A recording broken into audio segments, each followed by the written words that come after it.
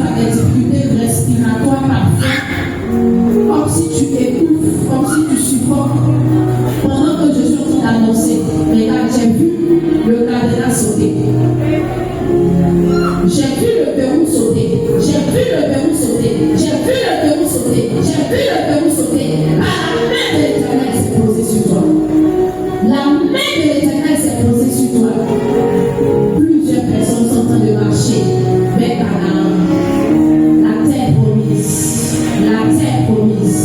La terre promise. Oh, la terre promise. La terre promise. La terre promise. Pendant que tu dis Amen, regarde cette réalité pour toi. Et Amen, il te fait rentrer.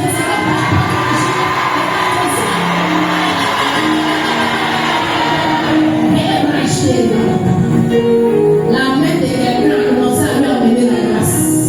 C'est de toi que je parle. Je dis tout ton être est en train d'être électrifié. Tu es en train d'être électrifié. Ça qu'on dit. Tu sens comme le courant qui te traverse. Ça te traverse de haut en bas. Comme quand la foudre descend sur quelqu'un. C'est puissant.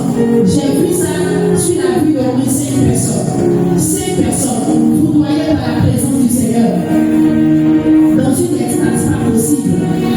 Regarde, la main de Yeshua la machine est posée sur toi. La main de l'Éternel est posée sur toi.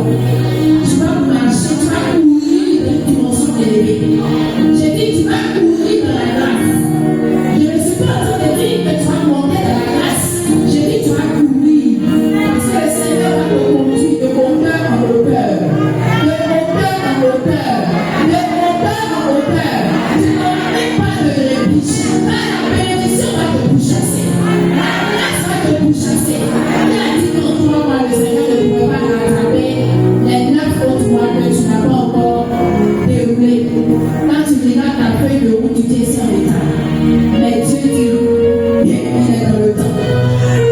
Il est dans le temps. Il est dans le temps. Souffle cet esprit. Puissamment sur la vie de tes enfants. Merci pour toutes ces grâces que tu relâches, que tu as déjà relâchées et que tu sécurises cela au nom puissant de Jésus. Est-ce qu'on peut s'asseoir?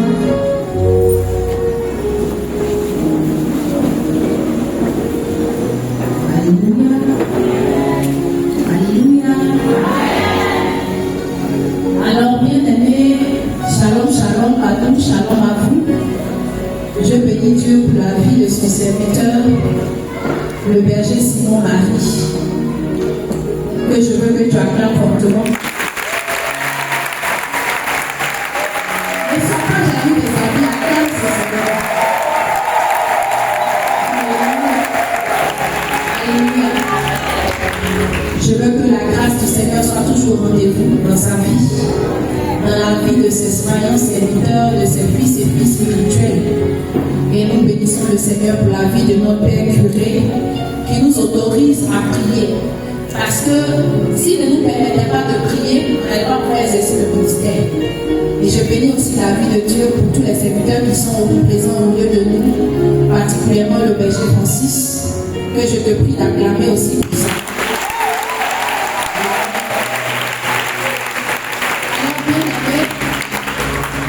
Je n'étais pas prévu dans ce programme. En tout cas, humainement parlant. Alléluia.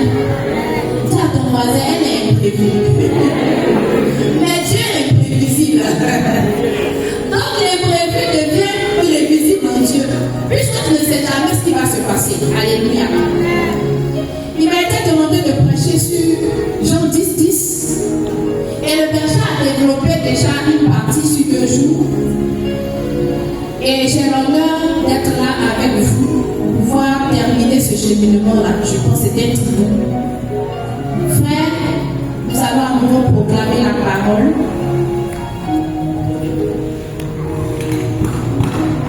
Le voleur vient que pour dérober, égorger et détruire.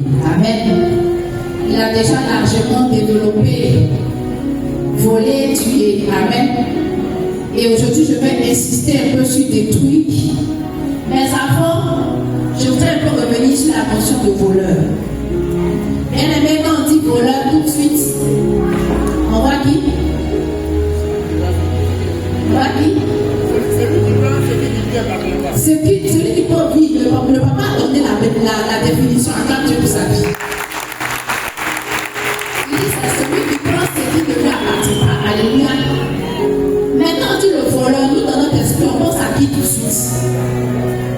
on pense au diable. Alléluia. Donc on pense à des démons, on pense à des esprits. Alléluia. Ce n'est pas faux, parce que la plupart du temps c'est le cas. Alléluia. Le Seigneur veut que je puisse aider quelqu'un à faire un clin d'œil vers des nouvelles formes de voleurs ou bien des nouvelles apparences de voleurs. Amen. Je vais insister sur que, mais il y en a plusieurs. Alléluia. Bien aimé, en dehors de l'ennemi sur lequel nous allons continuer d'insister, Dieu t'a alerté sur un nouveau voleur. Tu me diras que c'est toujours une ruse de l'ennemi. Je te parle des réseaux sociaux. Dis à ta voisine, elle parle des réseaux sociaux. Quel est l'œuvre du voleur? Il fait quoi? Il vole, il détruit et il égorge. Amen. Quand vous avez parlé de voler, vous avez parlé de tuer, et vous expliquez les conséquences. Que font aujourd'hui les réseaux sociaux dans ta vie spirituelle? Tu sais qu'il est l'heure de parler en langue, il est l'heure de prier, il est l'heure d'adorer, il est l'heure de venir à l'église, il est l'heure de venir à la messe. Tu es en train de scroller sur ton iPhone, ton smartphone. Alléluia. Je sais pas si c'était l'année dernière ou l'année surpassée où le réseau était tombé pendant quelques temps. Les gens étaient en train de faire des dépressions. Parce que c'était mondial, non?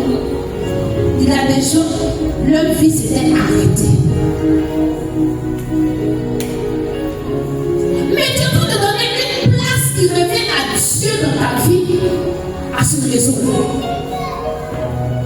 C'est pour ça que je bénis la vie des hommes de Dieu, parce que de plus en plus on a compris que c'est un champ de mission qu'on doit aller conquérir. Alléluia. Parce qu'il ne faudra pas qu'on se connecte juste pour être éloigné de Dieu. Mais il faut qu'on se connecte et qu'on puisse être encensé, on puisse être béni, on puisse être enseigné. Alléluia. Combien de familles les réseaux sociaux ont détruit? On est sur la table à manger. Chacun est sur son téléphone.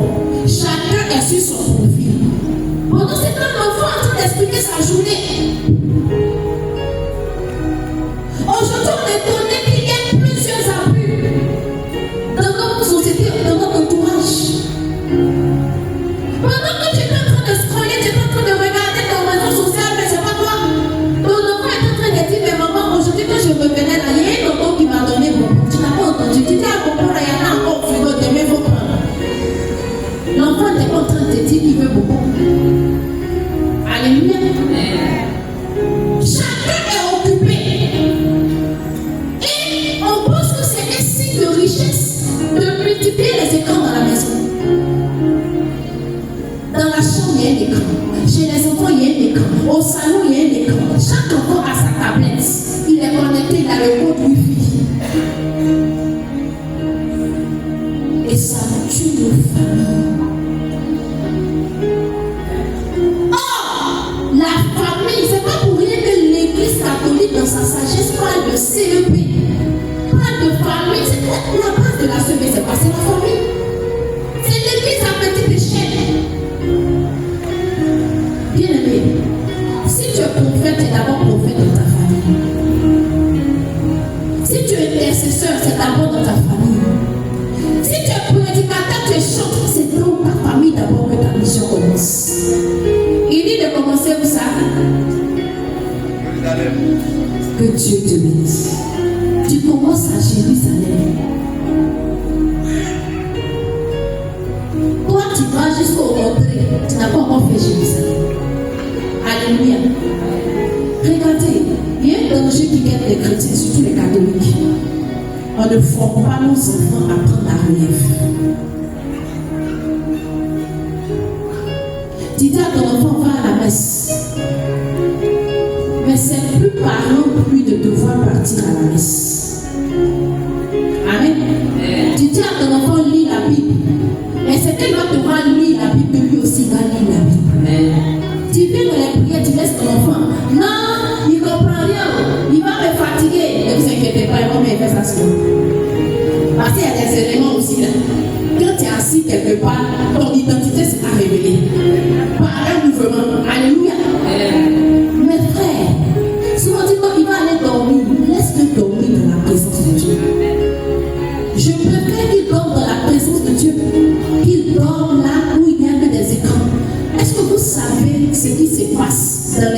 animés qu'on montre à nos enfants.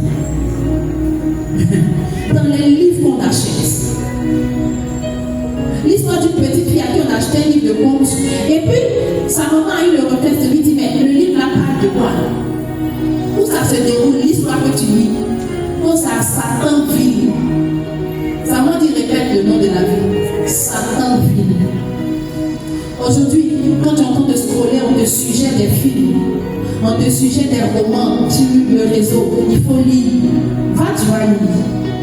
Ça te parle de loup-garou, ça te parle de quelqu'un, son papa s'appelle mort, sa maman est comment j'ai dit, sirène, sa maman est ceci. Mais un enfant qui tombe sur ça, ça va aiguiser sa curiosité. Il va commencer à dire, mais sirène, c'est quoi? Or, ce que vous ne savez pas, c'est qu'on établit un profilage sur les réseaux sociaux. Si tu as tapé sirène, ça va te suggérer des contenus sur la sirène. Et pendant que tu es en train de lire, on est en train de t'endoctriner. Pendant que tu es en train de lire, on est en train de saisir ton âme et ton intelligence. Une nouvelle forme de voleur. Il te prend ton enfant, il te prend ta famille. Et matin, tu te lèves, ton enfant est un étranger. Tu le vois d'apparence, il ressemble à ton enfant, mais son raisonnement n'est pas l'éducation que tu lui as donnée. Le berger s'était dit, pendant que le semeur qui a fini de travailler dort, livré, ainsi. Le problème avec l'ivraie, c'est qu'il a beaucoup de similitudes et de points communs avec le vrai. Alléluia. Tu es obligé d'attendre la récolte pour faire la différence. Mais pendant que ça croît, quelle est l'influence que ça a? Alléluia. Bien aimé, je continue. Le dernier voleur sur lequel je veux insister ce soir, c'est ton travail. Dis à ton voisin ton travail. Je ne suis pas dans la condamnation, mais très souvent ce sont les hommes. Il travaille, il ramène sa machine avec vous dans la chambre. Le lit a fait 2 places. Ton mari et toi, il n'y a pas place pour la machine, mais la machine est sur le lit. Il ne faut pas voir la machine comme un appareil. La machine commence à te voler ton mari. Frère, lisez tu vois,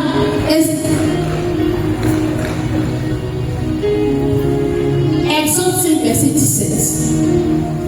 Pharaon va être approché par Moïse. Et puis, Moïse lui dit que nous avons besoin que tu libères le peuple pour que le peuple aille se recueillir et offrir un sacrifice à Dieu dans le désert. Amen. Qu'est-ce qui se passe? Pharaon dit, ok, c'est parce qu'ils n'ont rien à faire qu'ils veulent aller adorer. Donc il demande à ses superviseurs de ne plus produire la paille. Il dit désormais les Israéliens vont aller chercher la paille avant de fabriquer les briques. Parce qu'avant on leur donnait la paille et puis à partir de là ils travaillaient. Il dit, vous êtes des paresseux, voilà pourquoi vous dites, allons offrir des sacrifices à l'Éternel. Maintenant, allez travailler. On ne vous donnera point de paille et vous livrerez la même quantité de briques. Bien-aimé, le travail commence à être une servitude et il t'empêche d'être en contact avec Dieu. Je ne suis pas en train de dire à quelqu'un de démissionner parce qu'il n'est pas venu payer ton loyer pour toi. Amen. Mais je suis en train de te dire de faire attention à des choses auxquelles, lorsqu'on ne prend garde, commence à nous bouffer l'existence et qui se comportent comme des voleurs. Tu travailles dimanche, tu travailles samedi, tu travailles même le jour d'Ascension, tu travailles. C'est pas comme si c'est saisonnier, c'est pas comme si c'est périodique, ça commence à être ton quotidien. Un matin, tu arrives, tu rencontres une jeune dame, tu dis c'est qui est, tu hésites ta première fille. La dernière image que tu as mémorisée, c'est quand elle partait au jardin. Quand tu viens tous les jours, elle dort. Tu es en mission. Amen. Elle choupie, elle va bien. Et princesse, elle va bien. Souvent, tu n'as même pas le temps de les appeler, même pas appel WhatsApp pour les regarder. Tu viens matin, une jeune fille, toute la porte. Tu es qui? Moi,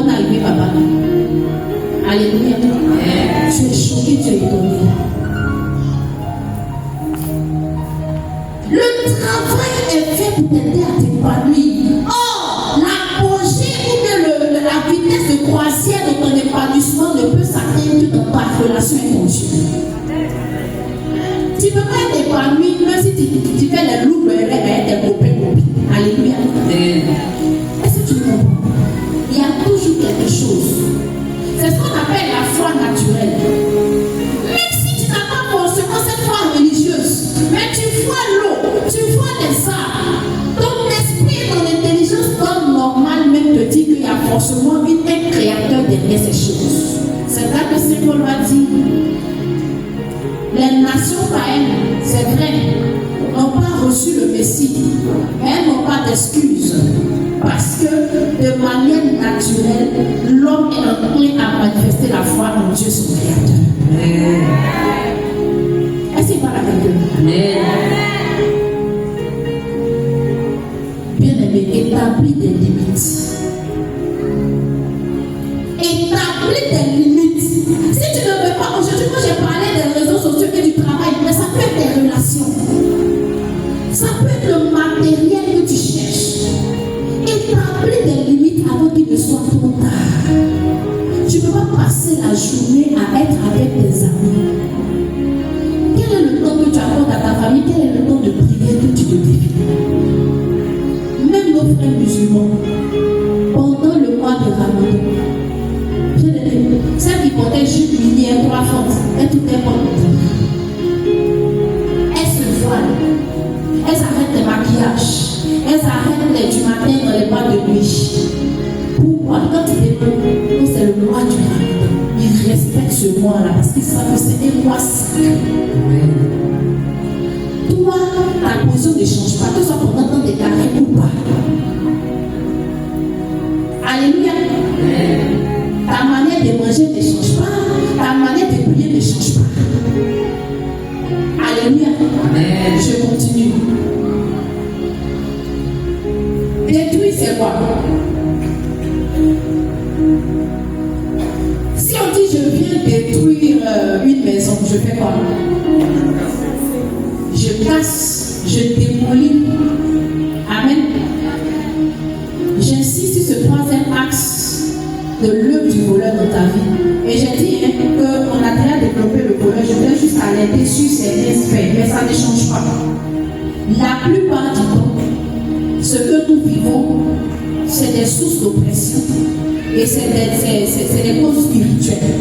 Mais il y a aussi des causes qui peuvent nous épargner. Il est important que nous alerter dessus. Démolir. Vous voyez ce que l'ennemi fait dans notre vie, c'est quoi? Il te laisse bâtir. Il te laisse travailler. Il te laisse souffrir. Il te laisse construire quelque chose. Et puis il vient détruire. Il vient démolir. Il vient casser. Il vient anéantir ce que tu as fait. Bien aimé. Cela veut dire quoi? Si tu construis ta maison, je casse. Ça veut dire quoi? Je te laisse sans abri, non? Et puis je t'oblige à faire quoi? À construire de nouveau. Je veux prier pour quelqu'un qui expérimente une perpétuelle recommencement. Lève la main.